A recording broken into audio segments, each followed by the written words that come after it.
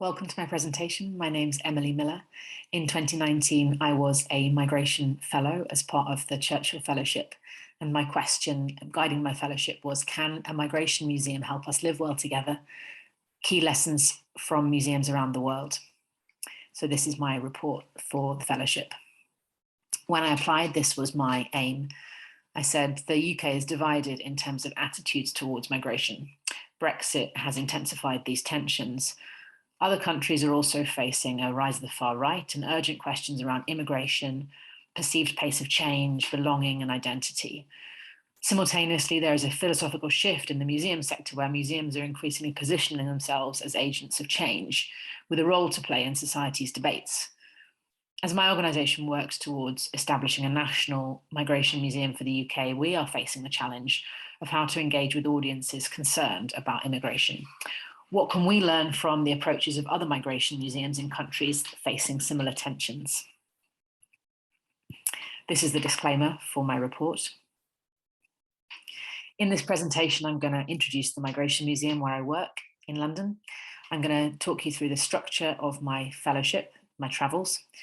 I'm going to share key reflections from my fellowship. I'm going to share a summary of advice given to me in the many meetings I had across the world. And I am going to conclude and share some recommendations before I thank those making this fellowship possible for me. So I'm head of learning and partnerships at the Migration Museum, and we're establishing a migration museum for the UK, exploring our long history of both immigration and emigration and doing our part to contribute to more understanding about migration, diversity, and inclusion in the UK. We are a museum of all our stories. We believe that everybody has a migration story. It just depends sometimes how far back you go in their families or how far out you go.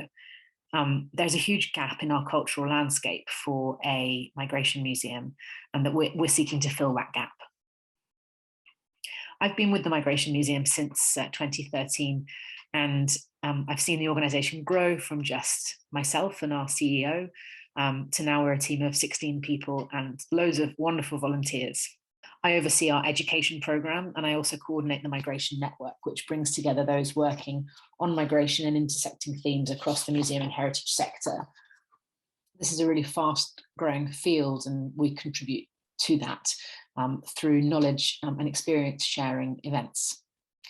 To start with, the Migration Museum had our exhibitions up in other venues, such as the Southbank Centre or the National Maritime Museum, and our education programme was mainly delivered in schools or in universities. But since 2016, we've had our own temporary homes using Meanwhile spaces across London. We've had 4 critically acclaimed exhibitions and a wide-ranging events programme connected to those exhibitions and beyond.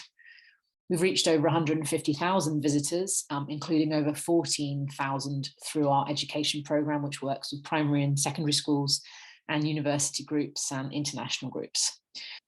Our ultimate goal is a permanent home in central London. When I did my fellowship in 2019, we were in the process of signing a new lease for a temporary home. And at the end of 2019, we moved from a building called The Workshop, just off the river in Lambeth, where we'd been for 2.5 years, in the middle of a really busy shopping centre in Lewisham in southeast London. As you can see from this image, we occupy a big former H&M unit, and the entrance to our museum can be seen there just through the 2 pieces of the Berlin Wall, which are on loan to us from street artists Stick and Thierry Noir. Stick on the right, Thierry Noir on the left there. We love being a museum in a mouth. We opened for an incredible month from February to March 2020 with loads of activity, events, exhibition, tons of curious visitors. But with the global pandemic, we had to close from the middle of March 2020, and we've reopened and closed throughout that year and in 2021 in line with government guidance. It's been a really challenging time for us, along with everyone else in the sector and, of course, the whole world. I'm proud of the way our organisation has managed and has weathered the storm and continues to do so. We've just signed a lease extension, meaning that we're in the shopping centre for a further couple of years. And this is particularly good news because Lewisham is London's borough of culture during 2022, and we're an active cultural partner in that. In April 2022, we're going to be opening a brand new exhibition all about migrant entrepreneurship and the way that migrant-owned businesses have shaped every part of our lives, both past and present. I really encourage everyone watching this to come and visit us and let us know what you think. You will receive a very warm welcome. So my fellowship involved visiting 5 countries, 11 cities, 21 different museums, 3 conferences, 40 separate meetings, a lot of coffee, and a lot of inspiration. For phase 1 of my fellowship, I was in Belgium and the Netherlands. I had a conference, a convening of the International Network of Migration Museums in Antwerp, which I'll tell you more about later. And then the Association of European Migration Institutions conference in Antwerp as well. The Red Star Line, the Migration Museum in Antwerp. Kazerne d'Ossat in Mechelen, just about half an hour from Antwerp. The Expatriate Archives in The Hague in the Netherlands. Humanity House in The Hague. The Great Suriname Exhibition in Nieuwerkerk in Amsterdam, and the Tropen Museum in Amsterdam. In phase 2, I was in France and Germany. I visited the Musée National de l'Histoire de l'Immigration in Paris, France's immigration museum, the Institut du Monde Arabe in Paris, DOMID in Cologne in Germany, the German Immigration Center in Bremerhaven on the north coast of Germany, and Multaka in Berlin. Finally, phase 3, I was in America. First of all, I was at the Museum Next conference in New York City, Brooklyn Museum, Tenement Museum, Eldridge Street Synagogue, the 9/11 Museum, the Museum of Chinese in America, and Ellis Island, all in New York, and then Eastern State Penitentiary in Philadelphia, and the US Holocaust Memorial Museum in Washington, DC. Overall, my positive reflections of this fellowship was the amazing chance to step back from the detail and the busy times day to day at the Migration Museum here in London, and to really remember, what we're up to. It was a chance to make new relationships with museums across the world, and also strengthen some existing relationships that we had.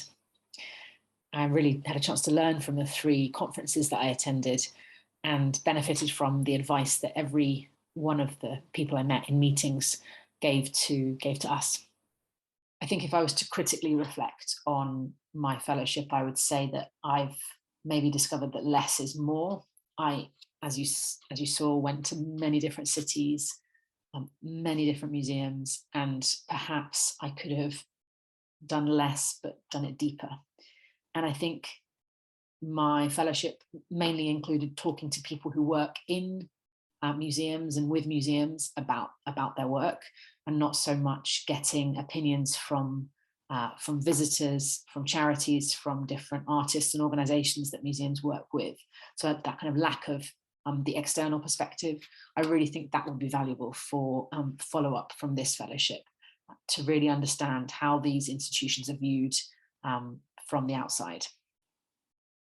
I'm now going to share a series of reflections that are pertinent to both the Migration Museum, but also the museum and heritage sector overall.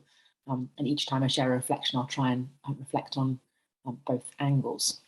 So the first photo I'm going to show is of the convening right at the start of my fellowship. Kevin Jennings, the man in the center there with the black shirt, brought together Migration Museum staff from all over the world. So here we've got representatives from museums in 4 different continents. It was so fantastic to have a chance to be with them, to reflect, to plan, to make connections and forge new partnerships. Only 4 months after this convening, the global pandemic started, and it was wonderful to have made those connections that we could pick up on Zoom during the pandemic. And so we met up monthly to in solidarity, and to compare approaches and stories really during the pandemic, and to give each other support. The experience most parallel with our own that I came across during my fellowship was this group of people who work at DOMID in Cologne in Germany. DOMID stands for the German Center for Documentation and Migration Museum, and it's based on an association that was founded by Turkish migrants in 1990. and it holds the biggest collection of objects and reports throughout Germany documenting the diverse history of migration. From the very beginning, DOMID has advocated for a culture of memory within the migration society and still supports the idea that migrant histories should pass into the official narrative. I was introduced to the work of DOMID by a volunteer at the Migration Museum in London who'd worked alongside Robert, who's the guy there in the green shirt. And so he's the director of DOMID. I had a chance to meet with him and Sandra, who's next to him, to speak about the work of the organization overall, but also with Sandra about their use of virtual reality and augmented reality as their plans develop. It's great news because since I met them, they've been in touch to say they've been granted 22 million euros by the German government to convert a warehouse in Cologne into their migration museum. They're finally seeing 30 years of work come to fruition. I think my main takeaway from my time with this team, from this organization, was a reflection for our organization and for our sector as a whole as we emerge from this pandemic around well-being at work. This team go out for lunch together every day. They leave the office and walk just down the road to this Turkish restaurant where you can see us enjoying our mint tea. And whilst that level of socializing isn't necessarily possible for our organizations in the UK, it really did make me think that they stop work, they don't talk about work for that time. And I really think that can be something that we learn from. Ever since I started work for the Migration Museum, it's an abiding belief of mine that a migration museum is really just one part of a puzzle that can contribute to better understanding about migration, past and present, diversity and inclusion. A museum really is just one actor in that process. So here I reflect on two examples of attempts to reach beyond the walls of the museum or institute with public messaging. This is particularly important given that many of the people we try to reach at the Migration Museum will never visit a migration museum. So we have to be creative about reaching them. The first example of this comes from Pier 21, the Immigration Museum for Canada on the East Coast in Halifax. I didn't make it there on my fellowship, but I had a great meeting with the director after a day we'd spent at the museum's next conference in New York City. She told me all about their traveling multimedia exhibition called Refugee Canada, which has case studies of refugees living across Canada, past and present. It looks at welcome and groups that the government has overlooked as well. This exhibition pops up in all the provinces in Canada, from town halls to libraries to school halls. Before COVID, at least, Marie made the commitment to attend the opening of every single time this exhibition moved. Second example is, whilst I was in New York City, I took a trip to see Fiddler on the Roof on Broadway. I've really long wanted to see it. This version was fully in Yiddish, so you can imagine I really appreciated the subtitles. And these are information boards in the theatre foyer for viewing before the performance, during the intervals and afterwards. The show producers chose to put the performance and its themes and characters and its time period into context by sharing research from the collections of the YIVO Institute for Jewish Research. And the opening paragraph there, you can see in bold, reads, "Immigration is not simple or easy. For those who have had to leave their homeland for economic hardship, war, or because they're forcibly evicted, the process can be arduous and heart-wrenching." A key aspect of my fellowship was considering how to reach audiences, as I've said, who will never visit a museum and perhaps even less a migration museum. I'm interested in projects and initiatives that take learning right out of the walls into the public sphere. Migration is a massive topic that has an impact on all of us in some way. And so how can we take this into the mainstream in creative ways? These two examples of migration exhibits in unexpected places like theatre lobbies and with Pier 21 in town halls, and shows the power of this to reach beyond the museum's walls. There we go, that was the programme for the performance. This brings me on to reflecting more generally on how we memorialise and publicly display history.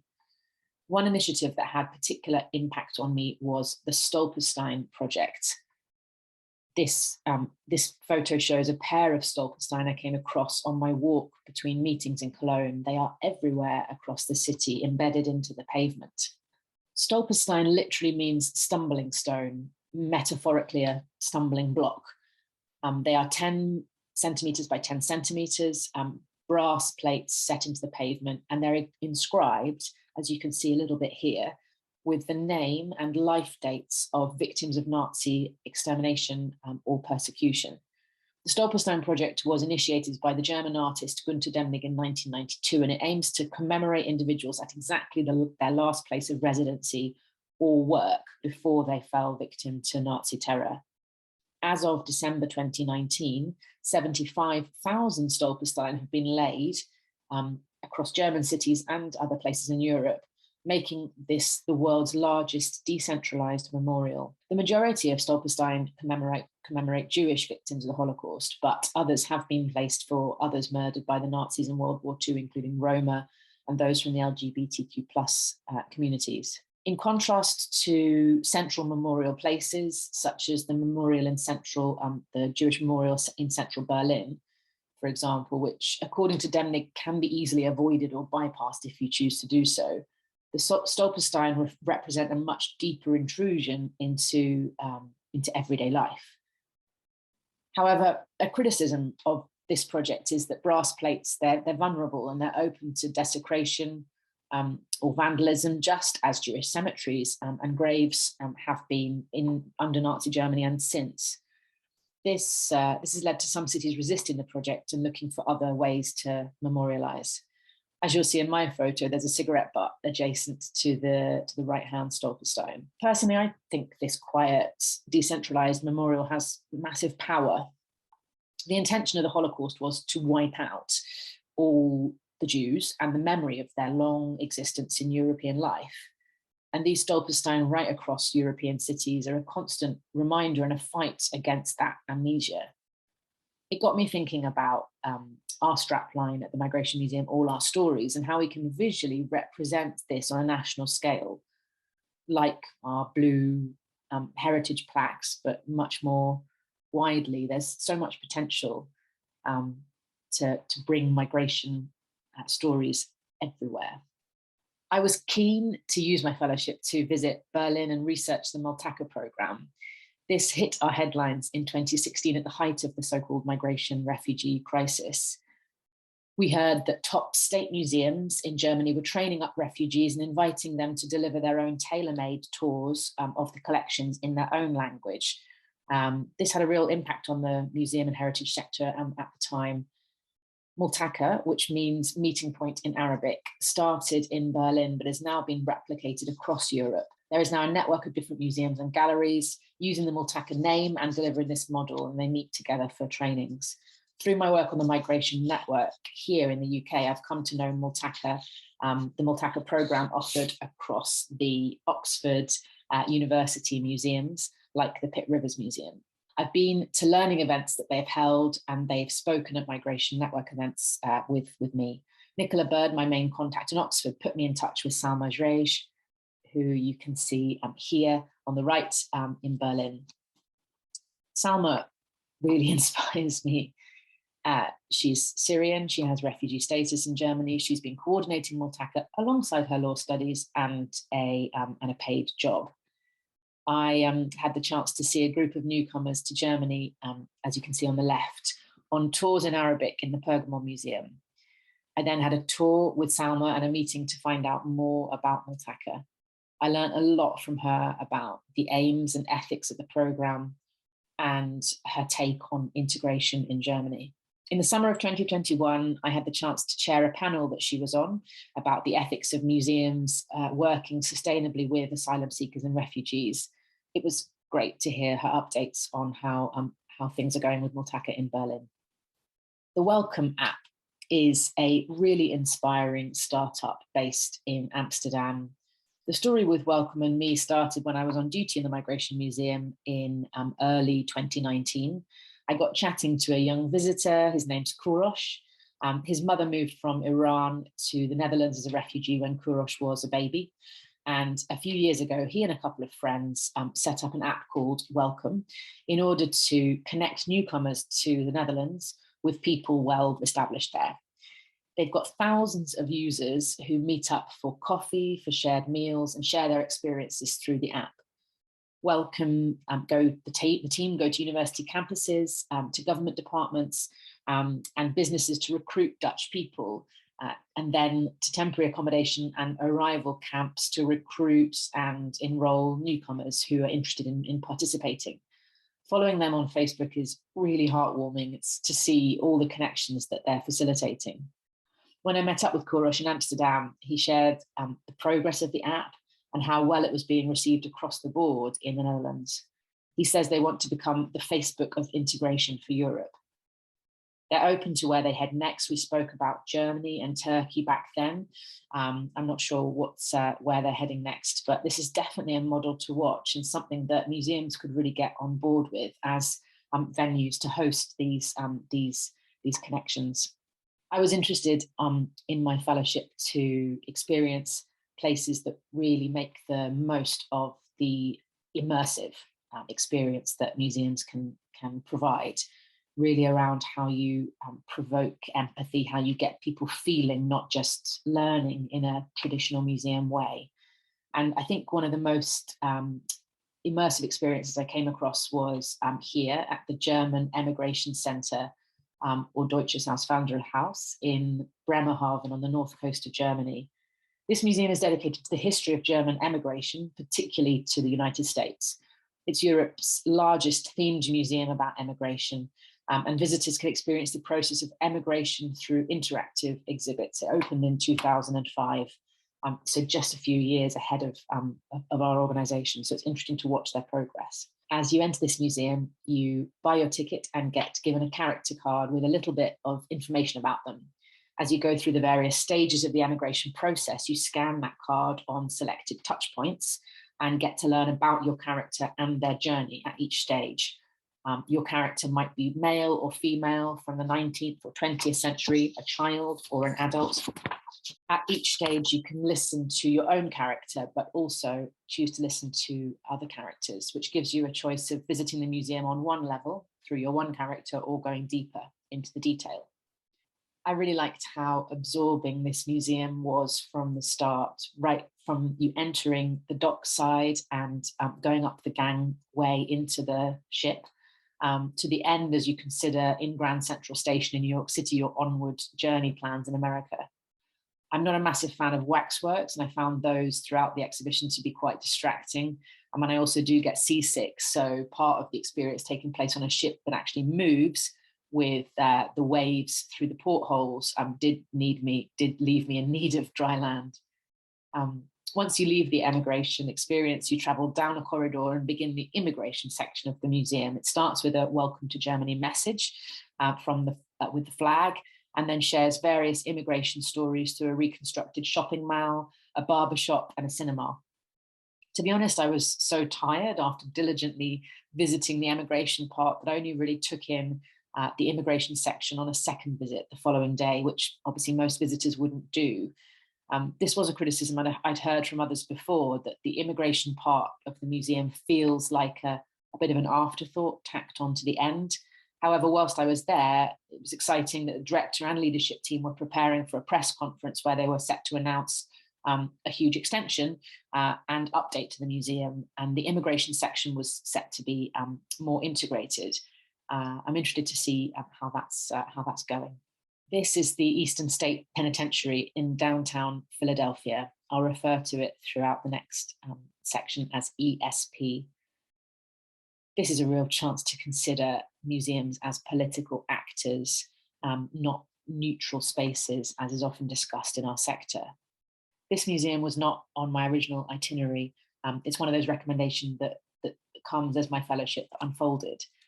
One day I got speaking to Kevin Jennings, who used to be the director of the Tenement Museum in New York, and he told me about this museum. It's part of the International Coalition of the Sites of Conscience, and he said it's really worth a visit. It really packs a punch, and it helps me reflect on the key question: of my fellowship, despite it not being a migration museum per se. ESP was operational as a prison from 1829 until 1971.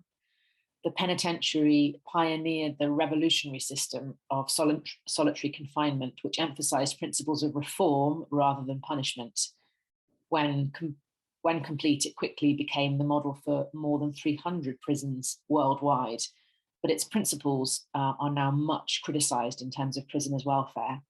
Prisoners were literally alone for years or however long their sentence lasted. This photo shows the inside of the site, and you can see they've chosen to keep it as a preserved ruin. I'm going to briefly talk you through the 4 photos on this slide. The message that mass incarceration is not working is shared bold and clear at the Prisons Today exhibition at the end of your ESP visit. Rather than the more historical nature of the visit, this brings you right up to date. This image on the right shows a huge model bar graph of the rates of mass incarceration in the United States from 1900 to the present day. It sits just outside the Prisons Today exhibition. However, this model is not simply about numbers of people in prison, it also explores the issue of race across prisons. On the back of the most up-to-date block, it's broken down. The current prison population is broken down by race and shows the hugely disproportionate numbers of Black and Latino prisoners. This theme of race and prisons is further explored in an interactive way in the Prisons Today exhibition. There is an image showing a map of a set of housing blocks in Brooklyn, New York, color-coded to show the rate of incarceration of individuals from these blocks. This illustrates very clearly the correlation between social and economic disadvantage in the population. This shows my results, all in the green lights, to a test about race, privilege, and prisons. You'll see that my white skin gives me advantages. When growing up, my household income was comfortable, my primary school was well funded, none of my role models struggled with addiction. These are the statements down the left-hand side. I never experienced trauma in my childhood. All these indicators mean that I am less likely to enter the prison system during my life. That had a real impact on me. I was really impressed by the range of interactive aspects of the Prisons Today exhibition. The final photo is a collaboration with an artist. Throughout the old prison, there were about 15 of these collaborations with contemporary artists, which I appreciate given how we work with artists at the Migration Museum. I found this one quite beautiful and moving. Inevitably, a lot of the focus of ESP is the former inmates, their crimes, their punishments, the famous inmates they've had, like Al Capone. But this artwork really subverts that focus. Every face you see hanging from the ceiling is a face of a homicide victim, of a former prisoner. To go along with these faces is a book with some information about their lives and their deaths. The artist talks about the importance of visitors seeing their faces, not the perpetrator, and making sure that they're not forgotten, their lives, etc. I found my visit to ESP and a tour I went on with one of the staff really stimulating and thought-provoking. It's achieved by a real sense of place, a mix of historical information and interpretation, their strong collaboration with artists, their tours, their event series, and the campaigning style of the Prisons Today exhibition. For me personally, it was a really moving experience because of my partner's experience. He now has refugee status, but on arrival to the UK, he was put in immigration detention for 3 months. And some of this time was in solitary confinement, which he describes as the most dehumanizing experience of his whole life. At ESP, prisoners were in solitary confinement for years on end, and this is still practiced in institutions today, including those in the UK system of indefinite detention. It's a just totally chilling reminder of some of the practices that we still have in the world. In terms of being a political institution with a political message, ESP has even become a place where visitors can register to vote, emphasizing the power to change issues of mass incarceration through the ballot box. There's a lot of debate, as I've said, about museums being neutral spaces, and I thought this was an interesting challenge to that, accepting that prisons are ultimately political places and that changes to that system need to be achieved through voting at a political level. I can't quite imagine UK museums weighing into suffrage in the same way, but I found it interesting. I said that one thing ESP, the impact it had, was around its sense of place. I want to reflect on this more now. We often have debates at the Migration Museum about the benefits and drawbacks of ultimately having our museum in a building imbued with a particular migration history and heritage. In my fellowship, I visited many museums that occupy such sites, and some that didn't. In the UK, there's not an obvious site for a migration museum. I mean, you could argue for Tilbury Docks in Essex, where the Empire Windrush docked, or Heathrow, the node through which many families can trace their immigration and emigration stories. Or you can cover one theme amongst others, like migration as a theme, like the Museum of London Docklands or the Museum of Liverpool. As the advice from leaders at both the Tenement Museum and Pier 21 in Canada alluded to, having a building with such heritage can be both a blessing and a curse. Whilst it doesn't look like an asset that will be part of the Migration Museum future for us, you cannot deny that there is something special about these unique sites that seem to hold migration stories within their walls. The first and perhaps most obvious one is Ellis Island. Sitting just off the southern tip of Manhattan, it was the immigration receiving center for the USA from 1892 until it closed in 1954.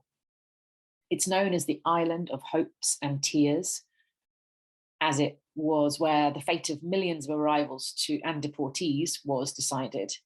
They say that 1 in 3 Americans can trace their family history back through Ellis Island. It was special for me to visit following my visits to both the Red Star Line and the German Emigration Center, as they both focused on emigration from Europe to America mostly, with Ellis Island being the arrival point for the majority. I'd stood on the docks with both of those museums, looking out over the waves with all the stories in my head that I'd just been taking in. And now I was here in Ellis Island following those migrants' footsteps. To reach Ellis Island, you have to take a ferry from Battery Park on Manhattan, and you pass Liberty Island. There is just something magic about that statue, and knowing her message of freedom and welcome and seeing her proximity to Ellis Island. It must have had such an impact, like a tantalizing impact on the millions that arrived. I was shown around the museum by Peter Wong, big fan of Peter. He's the head of education, passionate about creating a good learning experience for the tens of thousands of school visitors each year. But those numbers, whilst enviable across the sector, are really hard to manage. Something about being a national park, I think, has an impact on budgets. And his team is really small. When I visited, it was a different American administration. It was under Trump, and that, I think, had also a very difficult impact on Ellis Island and its messaging and status, but now that's changed, so that's good news. Another special museum with an amazing sense of place is the Tenement Museum in the Lower East Side of Manhattan. It's particularly powerful if you pair this with a trip to Ellis Island, just a few miles away, because you really get a sense of the reality of getting off the boat at Ellis Island, arriving onto Manhattan, and where a lot of immigrants began their lives there, the first steps for couples and families. The 2 historical tenement buildings on Orchard Street were home to an estimated 15,000 people from over 20 nations between 1863 and 2011. The museum opened in 1988, and its founders remain active in its life. They're also the founders of the International Coalition of Sites of Conscience. The teams who work at the museum have extensively researched the histories of the families living in those tenements, with collaboration where possible from living ancestors. They've painstakingly reconstructed the rooms of each tenement using photos and memories to bring them back to life. A bit like ESP, The hallways and stairs have been left much as they were found, as you can see from this slightly poor quality photo I took of a school visit. You can trace eras of the tenements by the layers of wallpaper and paint on the walls. Due to the restrictions of the crumbling buildings and the conscious decisions of the museum's board, you can only visit as part of an organised tour capped at about 20 people per tour. You can select which tour you go on based on your interests or your own family connections: an Irish family, a Greek Orthodox family, a Jewish family, a tour called All Under One Roof about contemporary families from China and Puerto Rico. Also looks at the kind of work that people were doing. There's a textiles workshop, and that's been reconstructed. Members of those families would have had that experience who still live today. This time I had the opportunity to accompany a school visit, as you can see, with students about age 10 who were full of connecting knowledge and questions and answers to the educator there on the stairs. The Tenement Museum's amazing sense of place, its engaging tours, its pro-immigration messaging, and personal story approach are what inspired me to seek out the Migration Museum back in 2012. I had a chance to visit it before the Migration Museum was a twinkle in my eye. And it was great on this fellowship to go back and to reconnect and see it through different eyes. The Tenement Museum is also quite a big inspiration for our 2018 exhibition that we still have showing, Room to Breathe, which has a bedroom and a kitchen, a barbershop and a classroom sharing hundreds of stories of immigration. We continue to learn from them, and there's a close affinity there. For me, the way a museum or gallery interacts with its audiences is really key.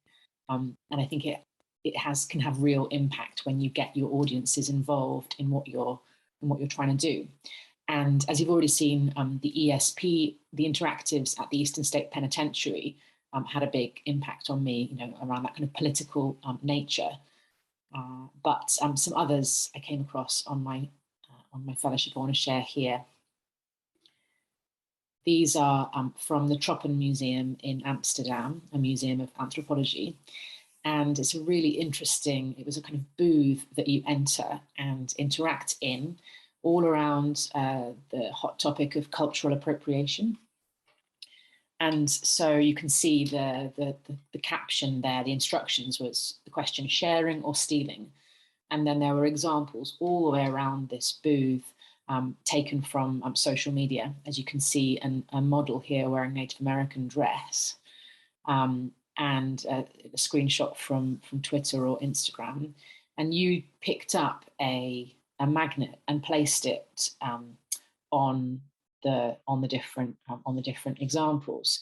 So the different magnets you could choose to give your opinion were imitation, inspiration, entitlement, or profiteering. So you chose your judgment basically on each of these examples of cultural appropriation, as to whether you thought it was okay, just imitating and kind of something that's inspired by that custom or that tradition, or whether it was much more sinister. And I thought this was a really good way of engaging visitors in a really tricky debate, tricky area. Another one that really had an impact on me was at the JR exhibition, the artist JR in Brooklyn Museum. Here you can see my friend Lillian engaging with the piece on the wall in front of her. You've got an iPad where you can zoom in and pick out a figure or a character, a person from this huge street scene under, I think it's Brooklyn Bridge. And there's all kinds of people doing all kinds of things, and you can through the iPad zero in and hear them tell you about their lives in their own voices. It's recorded, so there's headphones.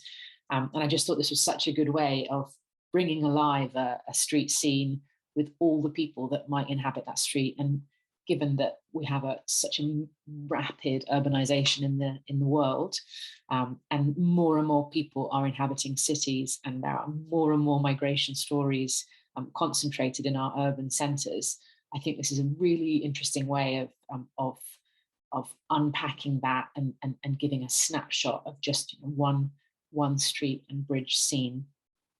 So as well as visiting migration museums, I also visited other museums that are dealing with difficult histories, difficult issues. And these had a real impact on me, especially coming back. And since my fellowship, there's been some real divisions that have been shown in the so-called culture wars around how to deal with our past in the UK, our past of empire, of enslavement and the slave trade, of colonialism and damage. And I think it was really helpful to see other museums and how they deal with difficult issues. One museum that had an impact on me in this way and on millions of other visitors over the years was the National Holocaust Museum in Washington, DC in America. Really clear messaging outside the building, throughout the building, around the impact that they're trying to achieve and the way they're trying to get you to think and rethink and engage. This museum is not an answer, it's a question. Think about what you saw, ask why, real calls to action throughout the museum. So in this museum, this is one piece I want to focus on. As you walk through the museum, you start your visit on the top floor and you come down floor by floor, and you descend through this art piece, this collection of photos, twice as you descend through the different floors. It's the collection of Professor Eliach. She actually died, it turns out, the same month that I visited the museum on my fellowship, and I found her obituary in the New York Times, and some detail I'm going to share with you now. So Professor Eliach, here you can see on the left and on the right, decided to recreate the shtetl that she had known in Lithuania, known in Yiddish as Eshishok, where 3,500 Jews, almost the entire Jewish population, were killed. She did this by collecting photographs of its inhabitants.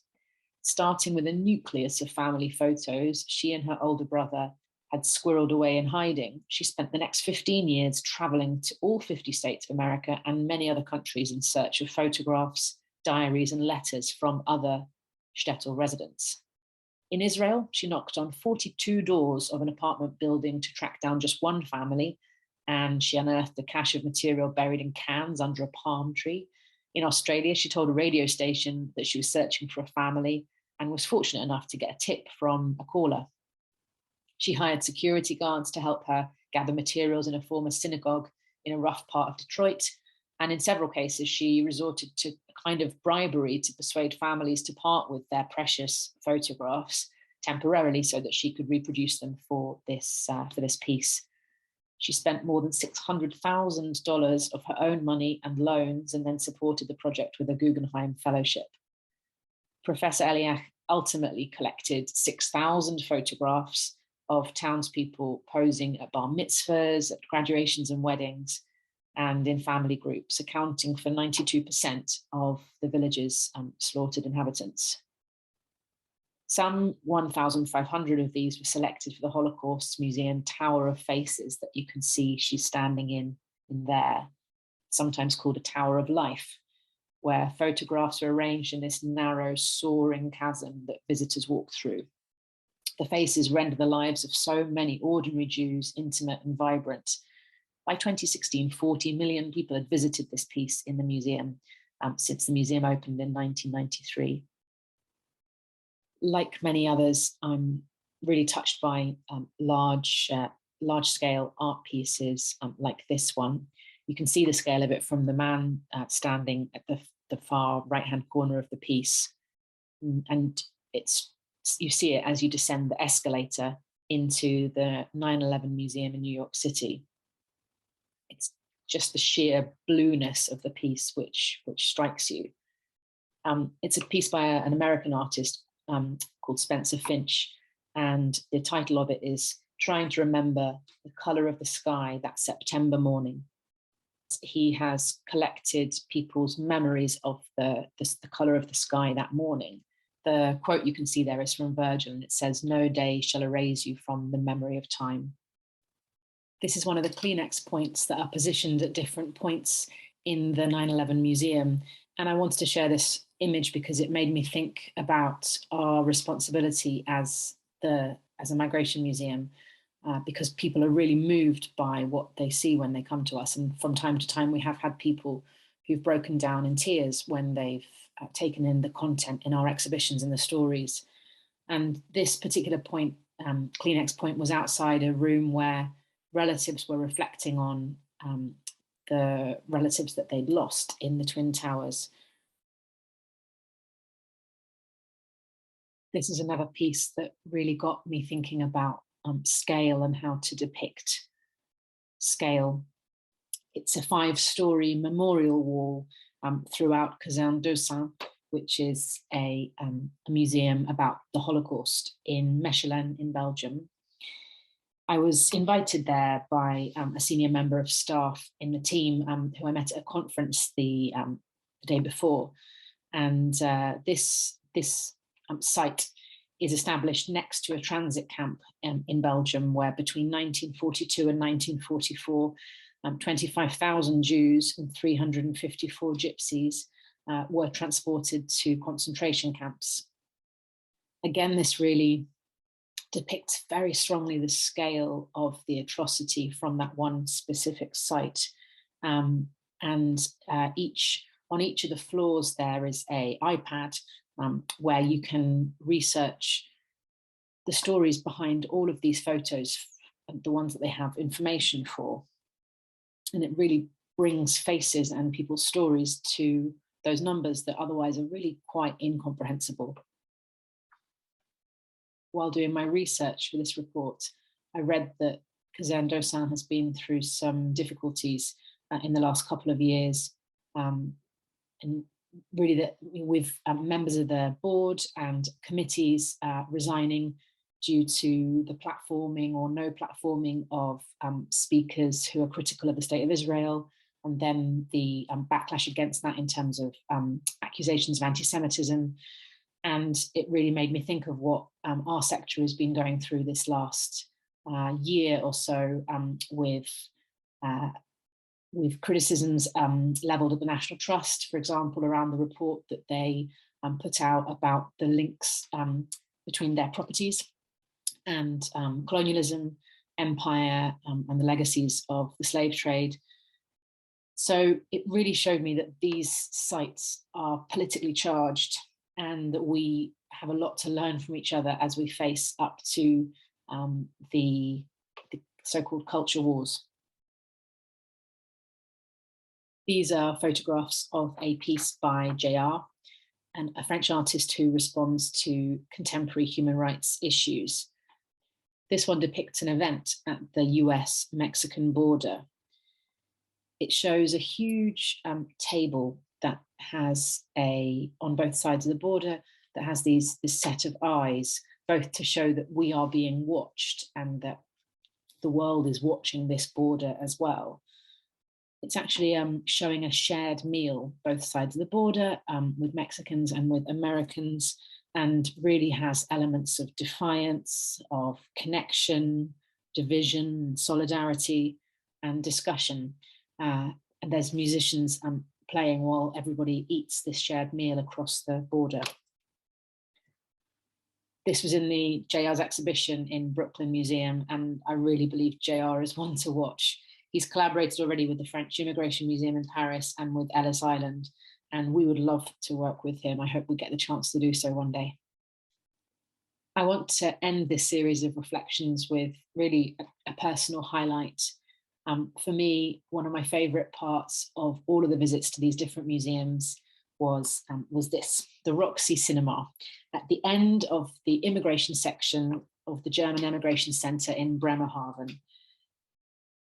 For me, film has incredible power, and the chance to watch different films about migration and Germany in at the end of a museum visit was a real treat.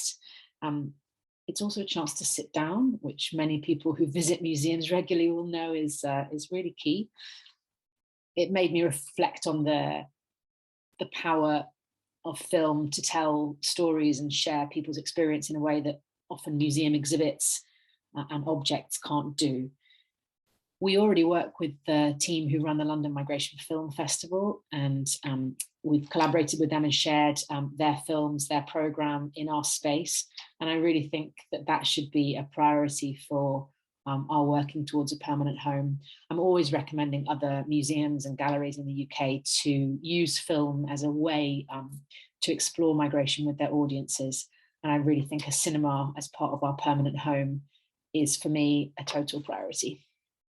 At the end of every meeting on my fellowship, I asked people, if you were the Migration Museum, if you were us, what would you do? And their advice really has helped us, and also I think is advice that's really relevant to the wider museum and heritage sector. So I'm going to share those pieces of advice now using images to illustrate. So the first piece of advice was avoid a pay barrier. Where at all possible, have your museum free as free entry. And also employ people who are passionate. If they're not passionate, they do not deserve to work in the museum. And that advice is from Simona Eich, who's the director of the German Emigration Centre. Use the museum to activate your core and create opportunities for empathy. That was advice from Kourosh in Amsterdam. Here, core I've used as an exercise image, but he was referring to your core audience. Activate your core. Don't assume that people know the basics about migration. We're fighting against fake news. Be able to verify all that you say and you state in the museum. And that was from Mathieu at the MNHI in Paris. And communicate really clearly with your VR people, but let them surprise you too. And that advice is from Sandra Wacker at Domid in Cologne. Don't tell visitors, show them. Use art to inspire and make connections. That was from Christoph in the German Emigration Centre. Use food. That was from Yanis in Osnabrück. Include migrants with lived experience in all of your work. Yes, migration is about big social change, but it's also about personal stories. That was from Salma in Multaca in Berlin. Do museum nights and welcome people out of hours. It can be a nice surprise for the public. Host pop-up discussions and show that migration is part of our identity in Europe. And that was from Floor Bremer, a journalist in The Hague. This image is to sum up a comment from someone who works at the Shed in New York City. She said, we spend loads of time in the museum sector saying, why aren't you coming to us? Why aren't you visiting us? But actually it's about us going to people where they're at.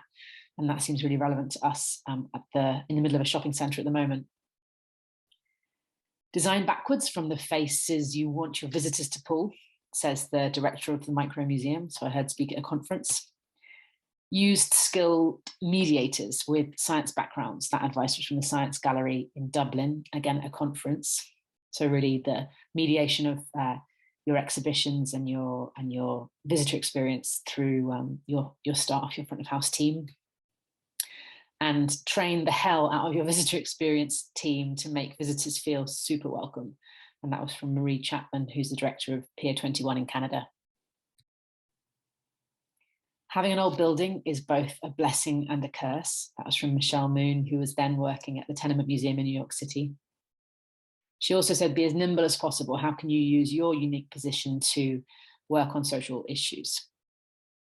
Have a robust digital platform, not digital as an afterthought, said Ralph Applebaum, who runs Ralph Applebaum Associates. He also said, have a garden where people can work together, which is an idea that I love. A garden on top of the museum or next to the museum as a social space. And have a great permanent exhibition that people want to come back to time and time again. And that was from the curator of the Museum of Chinese in America, Herb Tam. So to finish up, the main question for my fellowship was, can a migration museum help us live well together? Key lessons from museums around the world.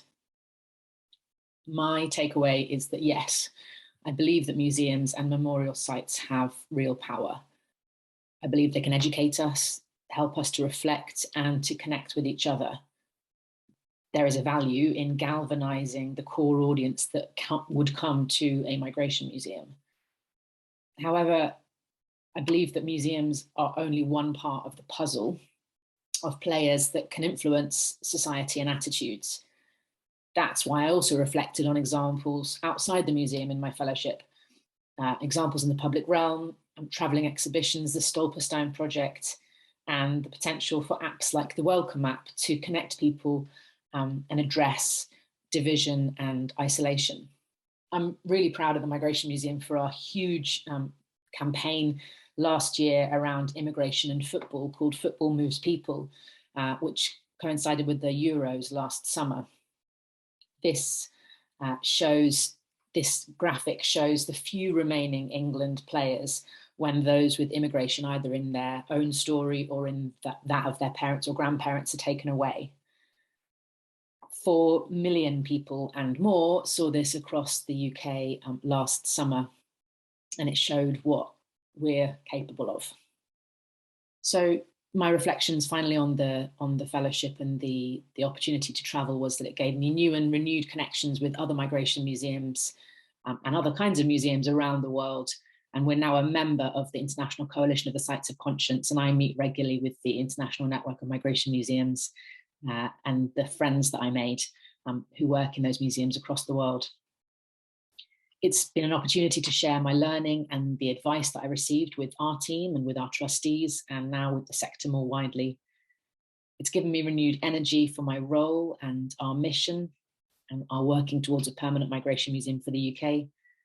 And I'm looking forward, now the pandemic is easing, for opportunities to meet with other Churchill Fellows and especially the migration fellows, and to network and collaborate with them. Big thanks to the Churchill Fellowship for the opportunity. As I said, these kinds of opportunities are so rare for us that this was just fantastic. To Jackie Broadhead for support through the process, to our Chief Exec, Sophie Henderson, and my friend Avril, my 2 referees, for their belief in me, to the Migration Museum for their support and allowing me to do this and covering for me while I was away, for my partner Nami, for having my back during a really busy year in 2019, and to all those across the world who gave up their valuable time to meet with me in all the countries that I visited. Finally, this is just a disclaimer. And if you want to get in touch with me about my fellowship or my work with the Migration Museum, that's my email address and that's my Twitter handle. Thank you so much for listening. And if you've made it to the end, well done. Take care.